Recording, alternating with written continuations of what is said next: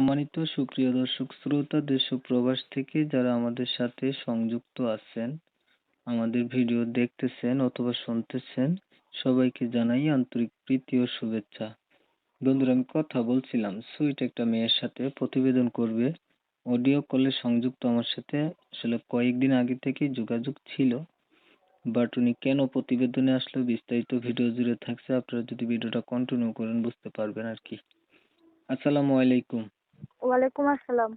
কেমন আছেন আপনি? ভালো আছেন? জি আলহামদুলিল্লাহ, আল্লাহ কোনো মতো ভালো রাখছে। ভালো আছেন, ভালো থাকবেন। ভালো থাকাই কামনা করছি। শুনতে চাচ্ছি প্রতিবেদনে আসার কারণ কি ছিল?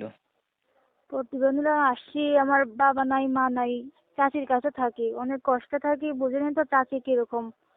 তো একটা ভালো মনের মানুষের জন্য আসছি আর কি। প্রচুর কষ্টে থাকি আমি, যাতে এখন ভালো মনের মানুষ পাই জীবন সঙ্গী হিসেবে, সুখে দুঃখে পাশে থাকার জন্য। সুখে দুঃখে পাশে থাকবে এর জন্য একটা ভালো মনের মানুষ চাচ্ছেন। জি। আপনার বাবা মা নাই, চাচা চাচির কাছে আপনি থাকেন। জি। আপনার বর্তমান বয়স কত চলে?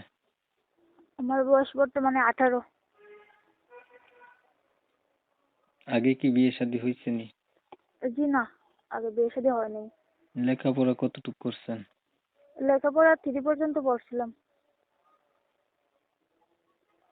কোরআন শরীফ পড়তে পারেন? জি না, এগুলো পড়তে পারছি না। নামাজ পড়া হয়নি? হ্যাঁ, এমনি নামাজ রোজা আল্লাহ পড়ায়। বর্তমানে আপনি কি করেন?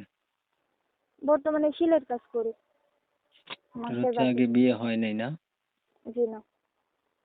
এখন ধরেন আপনি একটা মনের মতো মানুষ চাওয়ার জন্য প্রতিবেদনে আসলেন, এখন মনের মতো মানুষ পাইলেন, জি। আপনার হচ্ছে মানুষটার দেখা গেছে কি বয়স একটু বেশি হলো অথবা আগে বিয়ে করছে এমন হইলো, তখন আপনি কি করবেন? বয়স বেশি থাক বা আগে বিয়ে শাদী করুক, বাচ্চা থাক, সমস্যা নেই। উনি যদি মানিয়ে নিতে পারে আমার সমস্যা নেই। আর বয়স্ক মানুষ স্ত্রীরে মানে মর্ম বুঝে। আমি হুম, এরকম একজনই মানুষ চাই, সে বিয়ে করুক আর বাচ্চা থাকুক, তাতে সমস্যা নেই, আর বয়স্ক হোক। আচ্ছা, বয়স বেশি হলেও সমস্যা নাই না? জি। এখন বিষয় হচ্ছে কি, আমি তো আপনাকে দেখি নাই, ফোনের ভিতরে ইন্টারভিউ নিতেছিলাম, তাই না? জি। এখন আপনি যেই কথাগুলা বলবেন আমি সেই কথাগুলাই তুলে ধরতেছি দর্শকদের জন্য।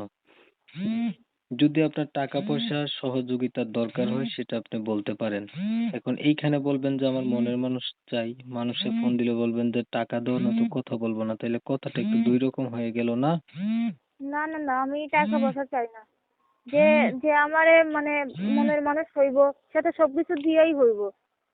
খাওয়ান দাওয়ান, হুম। সাথে সবকিছু দিয়াই হইব। আমি টাকা পয়সা চাই না, আমি একজন ভালো মনের মানুষ চাই। কারণ আমি চাকরির কাছে থাকি, অনেক কষ্টে থেকে, এই কষ্ট থেকে মুক্তি পাইতে চাই আর কি।